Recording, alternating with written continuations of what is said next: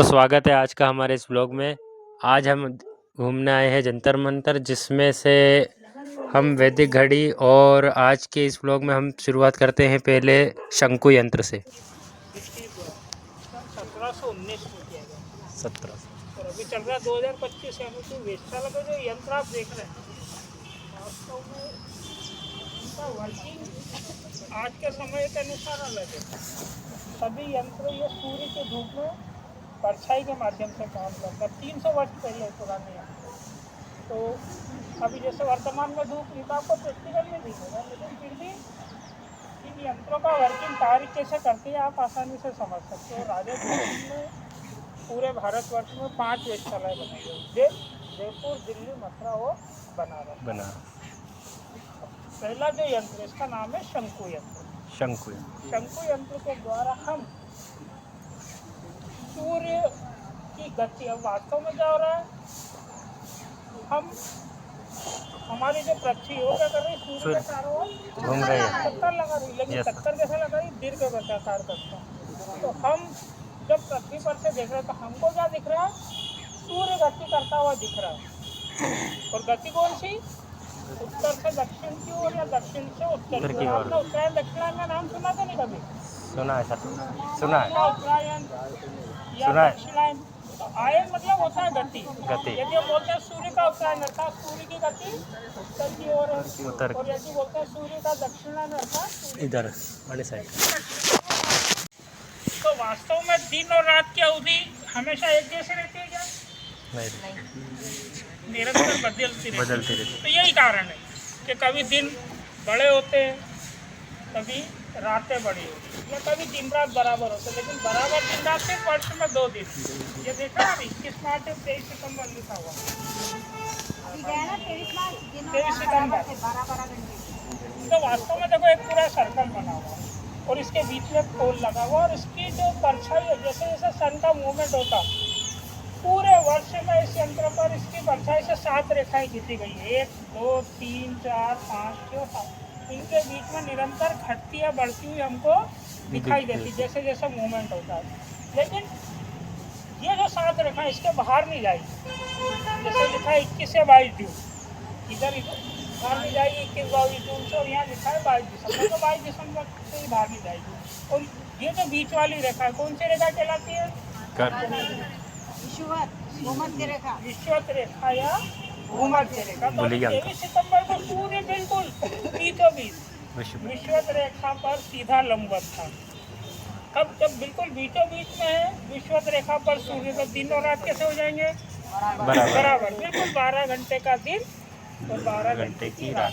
लेकिन अब 23 सितंबर से क्या हुआ, सूर्य ने अब दक्षिणी गोलार्ध में प्रवेश कर लिया। दक्षिणी गोलार्ध, और धीरे धीरे इसकी शेडो यदि अभी धूप आएगी तो आपको आगे बढ़ती हुई दिखाएगी, और दिन की अवधि अब धीरे धीरे कैसे होने लगेगी, छोटी, कम। क्यों होने लगेगी? कारण क्या है? आपने हमारा ग्लोब देखा है पूरा? हो इंडिया की लोकेशन कहाँ है? हमारा भारत का है। हमारा भारत यहाँ हमारी पृथ्वी के उत्तरी गोलार्ध में, कहाँ है? उत्तरी गोलार्ध में हम यहाँ, ठीक है, उत्तरी गोलार्ध में। सूर्य अब धीरे धीरे कहाँ जा रहा है? दक्षिणी गोलार्ध में आगे बढ़ेगा। अब जैसे जैसे दक्षिणी गोलार्ध में आगे बढ़ेगा तो सूर्य की किरणों का हम तक पहुँचने में समय ज़्यादा लगेगा, इसीलिए दिन की अवधि धीरे धीरे कम होने लगी और रात बड़ी होने लगी। तो सितंबर से अक्टूबर, नवंबर और दिसंबर, धीरे धीरे इसकी शेडो बढ़ते बढ़ते 22 दिसंबर को इस रेखा पर बनेगी। ये जो रेखा है कौन सी रेखा कहलाती है? पता नहीं, मन तो याद नहीं। गोलार्ध में कौन सी रेखा है? हाथ से वाला मसाड़ा रे, तो मन तो नहीं मारा। मकर रेखा। कौन सी रेखा है? मकर रेखा। और ये जो सूर्य का झुकाव है इस दिन अधिकतम होता है, हाथ से वाले पढ़ाई नहीं करते। हाँ, वो तो जिस दिन सूर्य का झुकाव 23 डिग्री 26 मिनट दक्षिण या साउथ है वो मकर रेखा कहलाती है, और ये दक्षिणी गोलार्ध में। तो 22 दिसंबर को फिर क्या होगा? वर्ष का सबसे छोटा दिन और सबसे बड़ी रात। कहाँ पर? भारत। कहाँ पर? भारत हम किसकी बात कर रहे हैं? मकर रेखा की कौन सा? भारत के रहे। हमारे भारत सहित पूरे उत्तरी गोलार्ध में 22 दिसंबर को वर्ष से सबसे छोटा दिन और सबसे बड़ी रात हो रही। मकर रेखा में क्या होगा? ऑस्ट्रेलिया देखना मकर रेखा पर। अभी दिसंबर में तो वहाँ दिन बड़े हो जाएंगे, मौसम गर्मी का हो जाएगा। हमारे मौसम कैसा रहेगा अभी? क्यों रहेगा? क्योंकि सूर्य की किरणें तिरछी एंगल बनाकर हम तक आने लगी, तो इसकी तीव्रता भी कम हो जाएगी, तो मौसम ठंडा रहेगा। लेकिन ये अधिकतम है, यहाँ से फिर इसका मूवमेंट बदल जाएगा। 22 दिसंबर के बाद से सूर्य वापस दक्षिण से उत्तर की ओर चलना प्रारंभ करेगा। इसी को बोलते हैं हम सूर्य का उत्तरायण। और शेडो वापस घटने लगेगी। तो दिसंबर से जनवरी, फरवरी, मार्च वापस घटते घटते 21 मार्च तो सूर्य विषुवत रेखा पर आ जाएगा। और यहाँ 22 दिसंबर के बाद से दिन फिर बढ़ने लग जाएगा धीरे धीरे।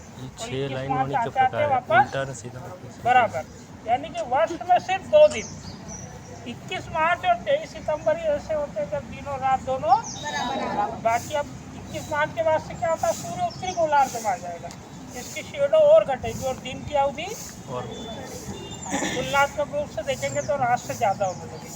तो मार्च, अप्रैल, मई, जून धीरे धीरे घटते घटते 21 या 22 जून को पूरे दिन आपको इसकी परछाई इस रेखा पर बनती हुई दिखेगी। ये कौन सी रेखा है? उत्तरी गोलार्ध में कर्क रेखा, ये लिखा गया। उत्तरी गोलार्ध में जब सूर्य का झुकाव 23 डिग्री 26 मिनट नॉर्थ होगा, कर्क रेखा है। पड़ी रहेगी 11 पड़ी रहा है मकर रेखा। अब 21 या 22 जून को जब सूर्य उत्तरी गोलार्ध में कर्क रेखा पर सीधा लंबवत होगा तो ये दिन कैसा हो जाएगा? वर्ष का सबसे बड़ा दिन और सबसे छोटी रात। लेकिन ये ध्यान रखना जरूरी, कहाँ पर होगा बड़ा दिन? हमारे भारत सहित पूरा यहाँ जो भी बात हो रही है हमने अपने बारे में ही कर रहे हैं, किसी और की नहीं कर रहे। हमारे भारत सहित पूरे उत्तरी गोलार्ध में 21 से 22 जून को वर्ष का सबसे बड़ा दिन और सबसे छोटी। दूसरा, आप लोग कहाँ से आए?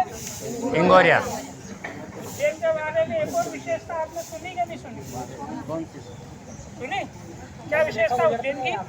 कर्क रेखा गुजरती। अब हमने बोल दिया कर्क रेखा गुजरती, तो वास्तव में क्यों बोलती है? ये जो रेखा है ये कर्क रेखा कहलाती है और इसी के ऊपर पोल लगा हुआ। और 21 या 22 जून को पूरे दिन आपको इस पर शेडो बनती हुई दिखेगी। लेकिन जब ठीक 12 बजे स्थानीय समय, जब भारतीय मानक समय की बात करें तो 12:28 में क्या होता है? इसकी शेडो बनना कुछ समय के लिए बंद हो जाती है, शेडो ही नहीं होती। अब जीरो हो जाती है, इसका मतलब क्या है? सूर्य बिल्कुल ऊपर सर के ऊपर सीधे जीरो हो रही है। तो शेडो जीरो हो रही है, इसका मतलब क्या है? तो उज्जैन कर्क रेखा पर ये जो सूर्य का झुकाव है कितना? 23 डिग्री 26 मिनट नॉर्थ। और उज्जैन का अक्षांश कितना है? लेटीट्यूड ऑफ उज्जैन वो है 23 डिग्री 11 मिनट नॉर्थ, लगभग उसके बराबर। इसीलिए शेडो जीरो। तो पूरे वर्ष में हम सन का मूवमेंट इस शंकु यंत्र पर देख सकते हैं। अब अगला यंत्र देखेंगे आप। तो जैसा कि आपने सुना है, अब हम दूसरे यंत्र को देखने जा रहे हैं जो है सम्राट यंत्र। यह समय की गणना और अक्षांतर और सूर्य की स्थिति के बारे में दर्शाता है। आइए देखते हैं कैसे। आप लोग का भी ऑब्जर्वेशन अपने घर पे ही करना तो आपको बहुत आसानी से समझ में आएगा। अभी देखना, आपके घर से ही देखना कि सूर्य कहाँ से निकल रहा है, सुबह देखना और रोज उसको देखते रहोगे तो आपको क्या दिखेगा? धीरे धीरे इधर दक्षिण की तरफ खसकता हुआ दिख जाएगा। और धूप भी अब जैसे अभी आपके घर के बिल्कुल सामने मान लो पश्चिम में आ रही है तो धीरे धीरे आना कम हो जाएगी, है ना। अब अगला जो यंत्र है ये कौन सा है? इसका नाम है सम्राट यंत्र। सम्राट यंत्र के द्वारा हम समय की गणना कर सकते हैं या समय देख सकते हैं। ठीक, वहाँ बड़े छोटे दिन देखे, अब यहाँ समय। अब समय की यदि हम बात करें तो हमारे भारत का जो समय है जिसको हम बोलते हैं भारतीय मानक समय या इंडियन स्टैंडर्ड टाइम, आपने कभी सुना है? कौन सी क्लास में आप? 12th में हो ना? IST है ना? IST के बारे में सुना कभी? पढ़ा कि नहीं पढ़ा? बिल्कुल बोल देना। हम तो बताने के है ना। अपना मानक समय माना जाता है ना पूर्वी। हर अपन बात करते हैं हर शहर की सूर्योदय और सूर्यास्त का समय अलग अलग होता है। यदि हमारे भारत की हम बात करें तो पूर्व से लगाकर पश्चिम तक लगभग 1.5 घंटे का अंतर आ जाता है। 1.5 घंटे। है ना? अब उज्जैन में सूर्योदय का समय अलग है, इंदौर का अलग है, भोपाल का अलग। तो हर शहर की अलग घड़ी हो सकती है क्या? एक देश की मतलब एक समय। तो हर देश ने क्या करा, एक स्थान को निर्धारित कर दिया कि उस स्थान का जो समय होगा या वहाँ की धूप घड़ी, तो उस स्थान का जो समय होगा या वहाँ की धूप घड़ी जो समय बताएगी वो उस पूरे देश में माना जाएगा। तो हमारे भारत में जो स्थान निर्धारित किया गया उसका नाम है इलाहाबाद, पुराना, वर्तमान में प्रयागराज। और समय की गणना देशांतर, अक्षांश देशांतर भी पढ़ लिए होंगे आप, लॉन्गिट्यूड से होती है ना। तो वहाँ का इलाहाबाद का देशांतर है 82.5 degree east. 82.5 degree east longitude या देशांतर का जो समय होगा वही पूरे भारतवर्ष में माना जाएगा और उसी को हम भारतीय मानक समय या इंडियन स्टैंडर्ड टाइम कहते हैं। ठीक। अब ये जो हमारा सम्राट यंत्र जिस पर हम समय देख रहे हैं वो कहाँ बना है? उज्जैन में। उज्जैन का देशांतर है 75 डिग्री 46 मिनट ईस्ट या लगभग 75.5 डिग्री बोल, यानी कि हम इलाहाबाद से पीछे। अब यदि उज्जैन के सम्राट यंत्र पर हम समय देखेंगे तो समय कहाँ का होगा? उज्जैन का स्थानीय समय, लोकल टाइम बताएगा, है ना। और हमको क्या करना पड़ेगा, कुछ करेक्शन करके उसको भारतीय मानक समय बनाना पड़ेगा। तो करेक्शन कैसे होंगे? देखो यहाँ लिखा हुआ है पूरा जनवरी से लगाकर दिसंबर तक, जनवरी फरवरी मार्च से लगाकर प्रत्येक माह में कुछ तारीखें लिखी गई है और उसके आगे कितने मिनट आपको करेक्शन। अब करेक्शन प्लस में होंगे क्या माइनस में? प्लस में, क्योंकि हमको आगे बढ़ना है तो प्लस करेंगे। अब आज कितना है? जैसे 29 सितंबर, देखो सितंबर में कहीं 29 दिख रही है तारीख, 27 के बाद 30 दिख रही सीधी, यानी कि 27, 28, 29 को 18 मिनट जोड़ना है आपको। कितने जोड़ना है? 18 मिनट यदि आप जोड़ोगे तो आपको भारतीय मानक समय मिल जाएगा। आइए अब देखना घड़ी का पता चलेगा इसके। अभी सर प्रैक्टिकल तो नहीं दिखे। सो इससे देखते हुए हम अगले यंत्र की ओर बढ़ते हैं जिससे होता है समय का निर्धारण। तो आइए देखते हैं। बिल्कुल बिल्कुल। एक तीसरी दीवार बनी हुई है और इसके दो भाग, एक चंद्रमा जैसा आकार इधर बना हुआ, दूसरा इधर बना है। 6 से 12 तक का समय इधर लिखा है और 12 से 6 तक का दूसरी तरफ। अब शाम को यदि आप यहाँ से देखोगे तो ठीक इसके सामने एक तारा दिखेगा आपको, है ना, जो स्टार, वो कहलाता है ध्रुव तारा, है नॉर्थ पोल। ध्रुव तारा कौन सी दिशा में माना गया है? उत्तर, है ना। यानी कि रात्रि में यदि हमको दिशा का ज्ञान नहीं है तो ध्रुव तारे से हम समझ जाएंगे कि नॉर्थ, तो इसको एग्जैक्ट नॉर्थ में बनाया। अब इसका जो देखा झुकाव, सीधी नहीं बनाई, इसको झुका कर बनाई। तो हमारी पृथ्वी कितनी झुकी हुई है? 3.5। उसी के बराबर इसका झुकाव एंगल बना दिया, तो ये अर्थ के पैरेलल हो गई। अब इसके शेडो से टाइम देखेंगे तो 6 से 12 तक इधर और 12 से 6 तक दूसरी तरफ। आ जाओ।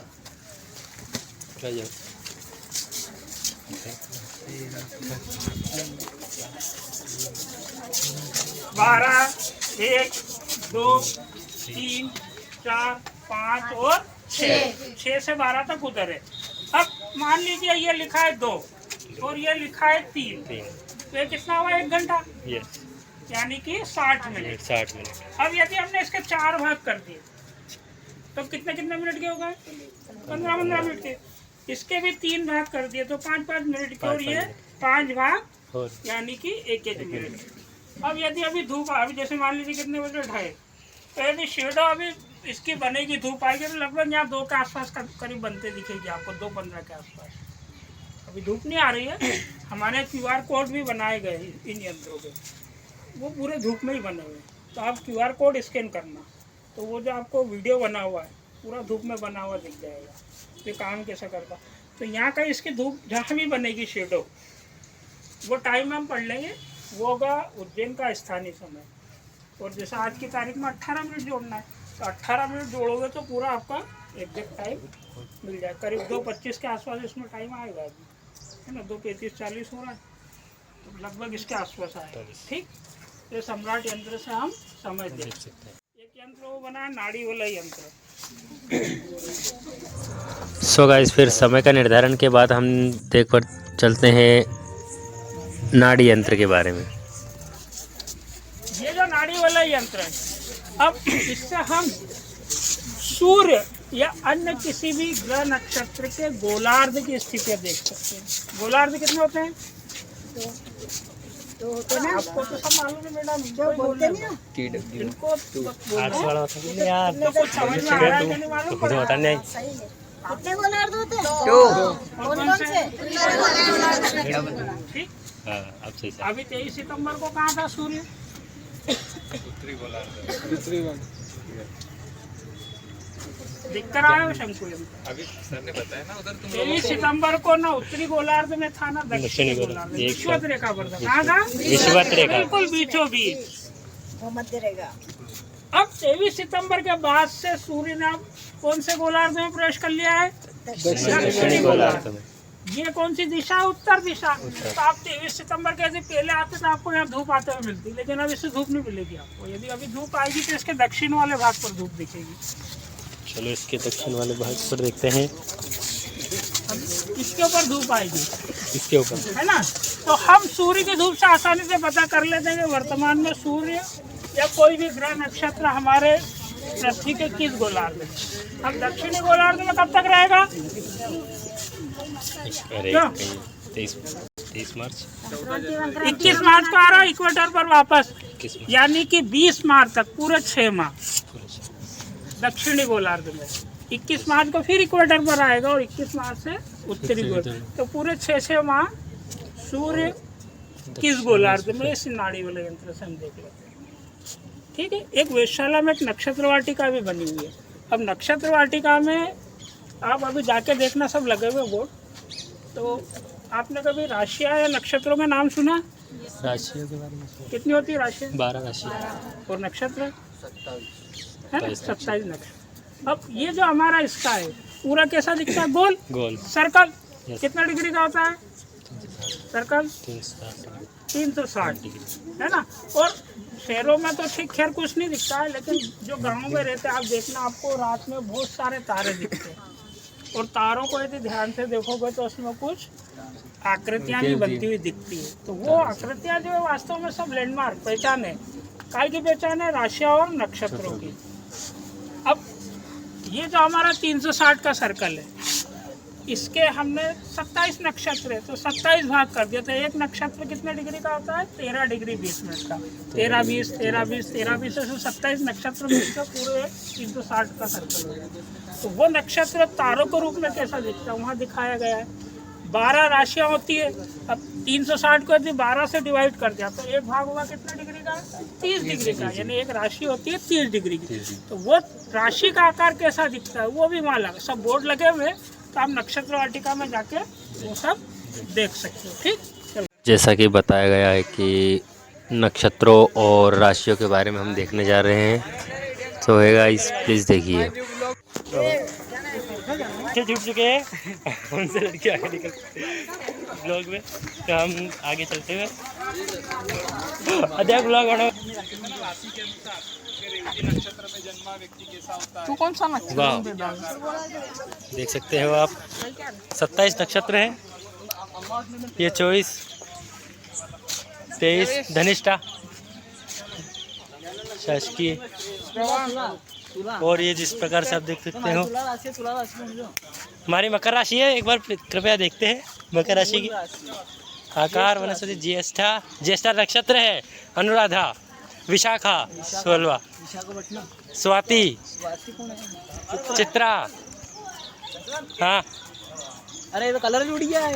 इधर देख सकते हो आप, ये हम यहाँ पर आए हैं नक्षत्र देखने, और कुछ अश्लील यहाँ पर जो है गालियाँ दे रहे हैं।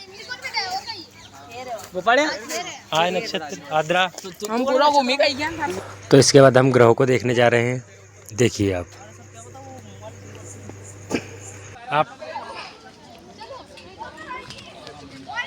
आप देख सकते हैं यहाँ पर। तो हम जाते हुए तारामंडल की तरफ, और हर बार जैसे कि हम पीछे रह जाते हैं हमारे दोस्तों की वजह से, और लड़कियां हर बार आगे निकल जाती हैं। तो देखिए फूल, और कुछ मेरे दोस्तों को लगता है कि उनकी बातों पर शक होता है, तो वो उन्हें देखने का इच्छा जताते हुए और हम प्रस्थान कर रहे हैं, और जिसमें से एक दोस्त से हाय हेलो कर रहा है। तो हम चलते हैं तारामंडल की तरफ। तो आप देख सकते हैं तारामंडल, ऑस्ट्रेलिया।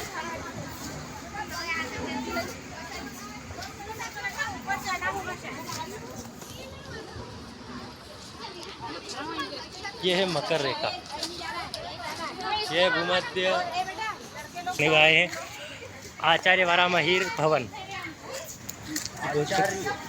वराहमिहिर। तो हम तारामंडल देखने आए हैं। ये हमारे कुछ निकट्टू दोस्त हैं निकट्टू, एक तरफा नहीं जा सकते, इसीलिए हम यहाँ पर खड़े हैं। असली ब्लॉगर। इधर हमारे दो दोस्त अलग, और ये कुछ इंटरेस्टिंग मजबूत है यार वो। तो हम आ गए हैं तारामंडल की सैर करने। वैसे तो यहाँ पर अनुमति नहीं थी फ़ोन ले जाने की, पर आपके भाई ने कुछ ना कुछ जुगाड़ लगाकर छोटी मोटी क्लिप बनाई है। देखो आप कैसे है।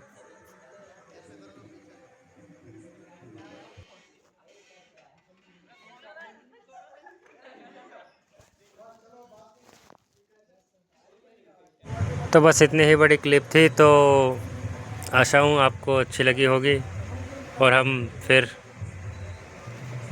बढ़ते हैं।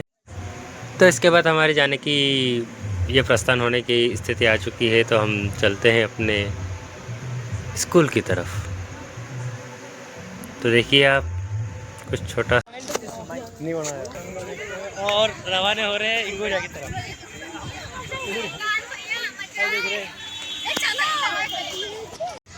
हम वापस आते हुए ये भैया हमारे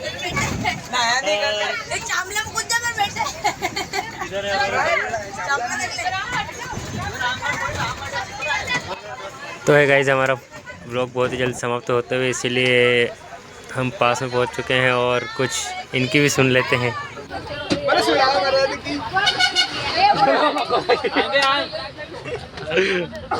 तो हम पहुंच रहे वाले, हमारा व्लॉग खत्म होने वाला है। जय बोलो छछूंदर महाराज जय। इसका व्लॉग समाप्ति की ओर।